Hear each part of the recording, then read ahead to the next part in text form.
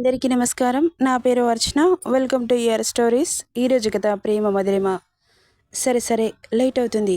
అందరూ మనల్ని చూస్తున్నారు. వాళ్ళకేం చెబుతావో చెప్పి పంపించి కార్లో కూర్చో అంటూ డ్రైవింగ్ సీట్లో కూర్చున్నాడు. ఇక వాళ్ళందరికీ డబ్బులు ఇచ్చి అక్కడి నుండి పంపించేసింది మహిర. నిజంగా ఇంత త్వరగా మారాడా, లేక ఏదైనా ట్విస్ట్ ఉందా అని ఒక్క క్షణం ఆగి ఆలోచించి, ఎందుకైనా మంచిదే హోమ్ మినిస్టర్కి ఈ విషయం టెక్స్ట్ చేస్తా, లొకేషన్ కూడా షేర్ చేస్తా అనుకుంటూ తన కూతురు ఇలా కావడానికి కారణమైన దక్షిణి ఎలాగైనా దెబ్బ కొట్టాలి అనుకున్న హోమ్ మినిస్టర్ గుర్తున్నాడు కదా, భూషణ్. హోమ్ మినిస్టర్ గుర్తు లేకపోతే ప్రీవియస్ ఎపిసోడ్స్ చూడండి. ఇక అతనికి షేర్ చేసి వచ్చి కారులో కూర్చుంది. అతని పక్కన సైడ్ స్మైల్తో ఆమెను చూసి మళ్ళీ నార్మల్గా ఎక్స్ప్రెషన్స్ పెడుతూ, నిజంగా నా మీద అంత కోరిక ఎప్పటి నుండి మొదలైంది? నీ విషయంలో నేను చాలా బాధపడుతున్నాను. ఇంతకు ముందు కూడా నిన్ను బాగా అవమానించాను. అవన్నీ కూడా మనసులో పెట్టుకోకుండా నా మీద ఉన్న కోరికని చంపుకోకుండా నా వెంట పడుతున్నావు చూడు. నీ పంతానికి, నీ తెగింపుకి హ్యాట్స్ ఆఫ్ చెప్పాల్సిందే. నిజంగా నాకు కీప్గా జీవితాంతం ఉండిపోతావా, లేక నీ కోరిక తీరితే చాలా? నువ్వెలా అంటే అలాగే అన్నాడు దక్ష్. అతని ప్రవర్తనకి పిచ్చ హ్యాపీగా అనిపిస్తుంటే, నీతో గడిపాక నాకేమనిపిస్తే అలాగే చేస్తాను. ముందు ఒక్క రాత్రైనా నన్ను నీ దాని చేసుకో. రాత్రి ఎందుకు, పగలు చేసుకోకూడదా అని ఓరకంట చూస్తూ అడుగుతుంటే గుడ్లు పెద్దవి చేసి, నిజంగా అడుగుతున్నావా అని పిచ్చ హ్యాపీగా అనిపిస్తుంటే గాలిలో తేలుతున్న మనసుని కంట్రోల్ చేయడం ఆమె వల్ల అవ్వలేదు. ఇంత జరిగాక కూడా నీతో అబద్ధం చెబుతానా చెప్పు? నువ్వెప్పుడంటే అప్పుడు డే అండ్ నైట్ టైం అనేది లేకుండా నిన్ను కష్టపెడతాను, ఓకేనా అంటుంటే, కష్టపెడతావా అని ఆలోచనలో పడింది. మొద్దు, కష్టపెడతాను అంటే కూడా అర్థం కావట్లేదా నిన్ను అని ఆగిపోయాడు. అర్థమైంది అన్నట్లు సిగ్గుపడింది మహిర. తల కిందకి దించి, లైఫ్లో ఇంకొక మగాన్ని తాకాలన్నా ముల్లో కాళ్ళు నీకు గుర్తు రావాలి. సెక్స్ అంటేనే ఆమెడు దూరం పారిపోయేలా చేస్తా. ఏదైతే కోరుకుంటున్నావో జీవితంలో అది లేకుండా చేస్తా. వెయిట్ అండ్ సీ అని ఈవిల్ స్మైల్ ఇచ్చాడు. ఆమె సిగ్గుపడడంలో చాలా బిజీగా ఉండి బాబుని చూడలేదు. ఇక అతని గెస్ట్ హౌస్ రావడంతో బాలాజీకి టెక్స్ట్ చేసి డన్ అని రిప్లై రావడంతో కన్నింగ్ స్మైల్ ఇస్తూ వచ్చేసింది. ఇక దిగుదామా అని ఆమె వైపు తిరిగి అదోలా చూస్తూ అడుగుతుంటే, దిగుదామన్నట్లు తలుపి కార్ డోర్ ఓపెన్ చేసి కిందకి దిగింది. ఆమె ముందు వెళ్తుంటే అతను ఆమె వెనక వెళ్తున్నాడు. రాక్షస నవ్వు అతని పెదవులపై తారాడుతుంటే, గెస్ట్ హౌస్ నచ్చిందా అని అడిగాడు. నిజంగా చాలా బాగుంది. ఇంత పెద్ద హౌస్లో ఇప్పటి నుండి నేను ఉండిపోవాలా? అది నీ ఇష్టం. నీకు ఉండాలనిపిస్తే నిన్ను డిసప్పాయింట్ చేయకుండా ఇక్కడే ఉంచుకుంటాను. రోజుకొకసారి నీకు స్వర్గ సుఖాలను అందిస్తాను. నా మాట నమ్ము. నాకు బోర్ కొడితే నువ్వు వెళ్ళిపోవచ్చు, కానీ బోర్ కొట్టకపోతే ఇంకా నేను ఇక్కడే ఉంచుకోవాలనిపిస్తే మాత్రం నువ్వు వెళ్ళాలన్నా నేను వెళ్ళనివ్వను అంటుంటే, అతను పాజిటివ్గా అన్నాడా లేక నెగిటివ్గా అన్నాడా అర్థం కాక అయోమయంగా చూసి మళ్ళీ అతని మూడ్ని స్పాయిల్ చేయడం ఇష్టం లేక నార్మల్ అయింది. నిజంగా నేను నచ్చితే నన్ను పంపించవా? అస్సలు పంపించను. నువ్వు నచ్చకపోయినా ఇక్కడే ఉంచుకుంటాను అంటుంటే ఆమె మీద ఎంత ప్రేమ ఉందో అని పొంగిపోయింది. పాపం పూటకో రకంగా ఆమెను ఎంత టార్చర్ చేస్తాడో అన్న సంగతి తెలియక బాబుని కెలికింది. ఇక ఊరుకుంటాడా? ఇక పైన బెడ్రూమ్కి తీసుకెళ్ళి నువ్వు ఫ్రెష్ అయ్యి అక్కడ శారీస్ ఉన్నాయి, కట్టుకొని రెడీగా ఉండు, నేను ఇప్పుడే వస్తాను అని చెప్పి వెళ్ళిపోయాడు. నిజంగా ఇదంతా నిజమా లేక కల? ఇంత త్వరగా అలా ఎలా మారాడు?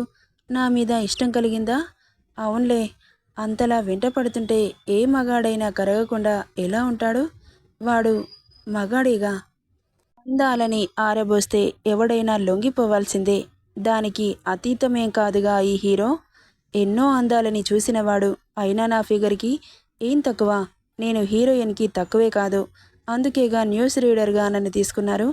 అందంగా ఉంటేనే న్యూస్ రీడర్గా రాణిస్తారు. ఆ విషయం మీకు తెలుసో తెలీదో అని క్లారిటీ ఇస్తున్నాను. ఇక నిజంగానే అతను వస్తాడని త్వరగా ఫ్రెష్ అయ్యి అందులో చాలా శారీస్ కనిపిస్తుంటే ట్రాన్స్పరెంట్గా ఉన్న చీర తీసుకొని బొడ్డు కిందకి కట్టి ఒక పళ్ళు పెట్టి కళ్ళకి కాజల్, ఫేస్కి మేకప్, పెదాలకి కొరుక్కొని తినేలాగా తిక్కుగా లిప్స్టిక్ నుదిటిన బొట్టు పెట్టుకోలేదు. మెడలో సన్నటి చైన్, నడుముకి సన్నటి నడుము గొలుసు, మల్లెపూలు ఆ రూమ్ అంతా సువాసనని వెదజల్లుతుంటే తలలో తురిమి చెవులకి జుంకాలు పెట్టి చేతులకి గాజుల్లేవు. నేనేమైనా పెళ్ళైన శోభనం పెళ్లి కూతురా? జస్ట్ ఉంచుకున్నదాన్ని. తొక్కలో సెంటిమెంట్స్ నాకెందుకు అని తనకు నచ్చినట్లుగా రెడీ అయి కూర్చొని దక్ష గురించి ఆలోచిస్తూ ఉంది. ఎప్పుడొస్తాడా అని, ఆమె కలలు ఎప్పుడు నిజమవుతాయా అని. వస్తే అతను ఎలా సాటిస్ఫై చేయాలి? నన్ను వదిలి వెళ్లకుండా చూసుకోవాలి, డిసప్పాయింట్ చేయకూడదు. అతనేం కావాలి అన్నా ఓరల్ సెక్స్లో కూడా పార్టిసిపేట్ చేయాలి, అతన్ని సంతృప్తిపరచాలి అనుకుంటూ కలలు గంటున్న పాప ఏదో లోకంలో తేలిపోతుంటే ఆమె ముందుకు వచ్చారు కొంతమంది. ఎప్పుడొచ్చారో తెలీదు, ఎలా వచ్చారో కూడా తెలీదు. ఆమె బాబులోకం నుండి తేరుకునేసరికి ఎదురుగా కనిపిస్తున్నారు. ఎవరు మీరంతా అని కంగారుగా అడిగింది. నీకు రంకు మొగుళ్ళం అని సమాధానమిచ్చారు. వాళ్ళు ఎలా ఉన్నారు అంటే భారీ శరీరాలతో భయంకరంగా, రౌడిల్లా ఒక్క క్షణంలో ఒక మనిషిని మట్టి కరిపించేంతలా ఉన్న వాళ్ళని చూసి ఒంట్లో వణుకు పుట్టి, రేయ్ ఏం మాట్లాడుతున్నారా, అసలు ఎందుకొచ్చారు ఇక్కడికి, మిమ్మల్ని ఎవరు పంపించారు అని కంగారుగా అడుగుతుంటే ఒక్కొక్కడి చేతిలో రాడ్లు, గుణపాలు మరీ లావుగా లేవు, అలాగని సన్నగా లేవు, మోతాదుగా ఉన్నాయి. వాటిని చూస్తూ ఒక రకమైన నవ్వు వాళ్ళ పెదాలపై. ఆమె మాటలు వాళ్ళకేం పట్టనట్లు డోర్స్ క్లోజ్ చేసి లైట్స్ ఆఫ్ చేస్తుంటే, రేయ్ ఏం చేస్తున్నారు అని భయపడుతూ అక్కడి నుండి పారిపోవడానికి డోర్ దగ్గరికి. అప్పుడే అది క్లోజ్ అవ్వడంతో అసలు ఓపెన్ అవ్వట్లేదు. అవి సెన్సార్స్ కదా, ఓపెన్ చేయాలంటే పిన్ ఎంటర్ చేయాలి. కేవలం దక్ష్ ఫింగర్ ప్రింట్తో మాత్రమే ఓపెన్ అవుతుంది. వాళ్ళని ఆ రూమ్కి పంపించి డోర్ క్లోజ్ చేసి వెళ్ళిపోయాడు దక్ష్. అక్కడున్న వాళ్ళ పని పూర్తి కాగానే కాల్ చేస్తే ఆ డోర్స్ ఓపెన్ అవుతాయి. మోసం, దగ, నన్ను మాయ చేసి మభ్యపెట్టి మోసం చేశాడు, నేను ఒప్పుకోను, నన్ను వదిలేయండి, మిమ్మల్ని చంపేస్తా, దగ్గరికొస్తే అంటూ అరుస్తోంది. వాళ్ళకి ఆమె మాటలు కనీసం ఎలాంటి ఫరక్ లేదు అన్నట్లుగా. అందులో ఒకడు బలిష్టంగా ఉండడంతో ఆమె రెక్కపట్టి ఒక గుంజు గుంజాడు. అంతే, వెళ్ళి రబ్బర్ బాల్లా బెడ్ మీద పడింది. ఇక అలా పడిందో లేదో ఆమె మీద పడిపోయాడు ఒకడు. భయంతో ముడుచుకుపోతూ అతన్ని కాళ్ళతో తన్నింది. వాడు కిల్లింగ్ స్మైల్ ఇస్తూ ఆమె కాళ్ళని గట్టిగా పట్టి కిందకి లాగి ఆమె ఒంటి మీద బట్టలు పీకి అవతల పడేశాడు. వద్దు, నన్నేం చేయొద్దు అని అరుస్తూ ఉంది. ఆమె అరుపులు వాళ్ళకి డిస్టర్బ్ అవ్వకూడదని నోట్లో క్లాత్ కుక్కేశారు. ఆమె అరుపులు బయటకి వినిపించట్లేదు, కానీ ఎదురుగా వాళ్ళని చూస్తుంటే మృత్యువులా కనిపిస్తున్నారు. ఆమెకి నిలువెల్లా వణికిపోతోంది. ఆమె పని ఈ రోజుతో పూర్తయింది అనిపిస్తుంటే, కానీ ఆమెను చంపేస్తారా? బ్రతికుండగానే నరకం చూపిస్తారు గాని చంపేస్తే పాపం తగలదు. వాడికి, అంటే మా దక్ష బాబుకి జాలి, దయ అనేది లేవు. వాడొక బీస్ట్ అంతే. వాడిని ఎవడైనా కెలికితే ఇలాగే రియాక్ట్ అవుతాడు. బోల్డ్గా ఉంది, రాక్షసంగా ఉంది అని పాపం మహిరా అని మీకు అనిపిస్తే నేనేం చేయలేను. ఎందుకంటే తన లైఫ్ని నాశనం చేయాలని చూసింది మహిరా. ఆ ఒక్క పోస్టుతో అతని కెరియర్ నాశనం అవుతుంది కదా. ఆ వీడియో దక్షిత కంట్లో పడితే తన ప్రేమ కూడా దూరం అవుతుంది. రిస్క్లో పడేసింది. మరి మా బాబుని ఊరుకుంటాడా? నెవర్. కాంప్రమైజ్ అయ్యే ప్రసక్తే లేదు. చేతులతో ప్రతిఘటిస్తుంటే చూస్తున్న మిగతా వారు ఆమె చేతులని బెడ్కి కట్టేశారు. వద్దు అంటూ తలూపుతూ గింజుకుంటోంది. ఏం లాభం? తన చావుని తనే కోరి తెచ్చుకుందిగా. వాళ్ళలో ప్రతి ఒక్కరూ మృగాల్లా కనిపిస్తున్నారు ఆమె కంటికి. ఒక ఆడపిల్ల అని జాలి ఎవరికీ లేదు. ఇక వాడిలో ఉన్న బీస్ట్ బయటకు వచ్చి ఆమె శరీరంపై కొరుకుతూ చేతులతో నలుపేస్తూ ఆమె పెదాలని పీల్చి పిప్పి చేసి ఎక్కడికక్కడ రక్తం పేరుకుపోయి కనిపిస్తుంటే ఈవిల్ స్మైల్ ఇస్తూ వాడి చర్యని మొదలు పెట్టాడు. వాడే కాకుండా వాడి చేతిలో రాడ్కి కూడా పని చెబుతుంటే ఆమె నొప్పి వర్ణనాతీతం. బ్రతికుండగానే నరకం చూపిస్తున్న వాడి చర్యకి కళ్ళు సంద్రాలయ్యాయి. నోట్లో నుండి మాట బయటకు రాక ఊపిరి పోతున్నట్లు అనిపిస్తుంటే వదిలేశాడు. ఆమెను చంపకూడదు అన్న రూల్ ఉంది కాబట్టి కాస్త రెస్ట్ ఇచ్చారు. ఇక 5గురున్నారు. అందులో ఒకడు మాత్రమే దక్ష చెప్పిన పని పూర్తి చేశాడు. ఇంకా 4 పని పూర్తవలేదు. ఒక్కొక్కరు ఒక్కో స్టైల్లో ఆమెకు ట్రీట్మెంట్ ఇస్తారు.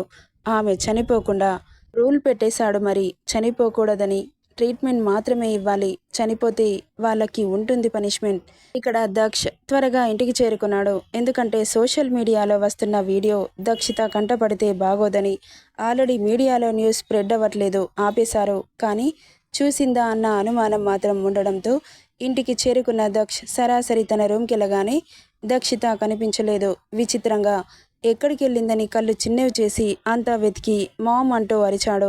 వాష్రూమ్ నుండి బయటకొచ్చింది దక్షిత.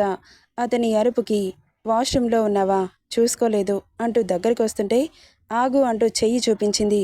ఏమైంది అన్నాడు కోపంగా. నాతో మాట్లాడకు అనింది కోపంగా. ఎందుకు అన్నాడు కనుబొమ్మలు ముడిచి. నీ మంచితనం అనే ముసుగుతో ఎన్ని రోజులు నన్ను మోసం చేస్తావు బావా?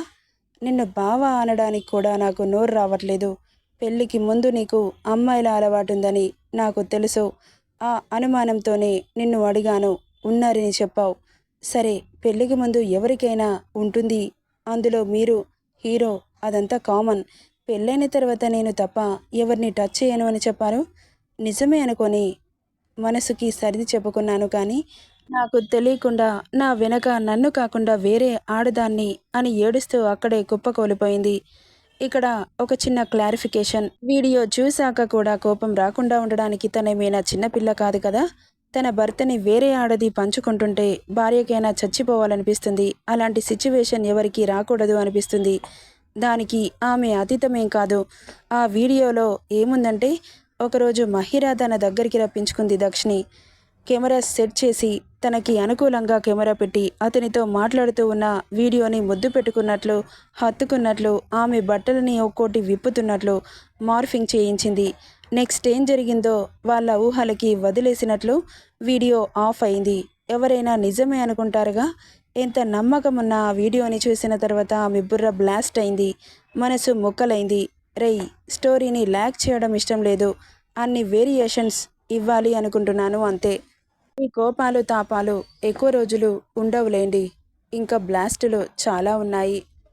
నెక్స్ట్ పార్ట్లో ఏం జరుగుతుందో చూద్దాం. ఈ స్టోరీ ఎలా ఉందో కామెంట్ చేయండి guys. Thank you for listening.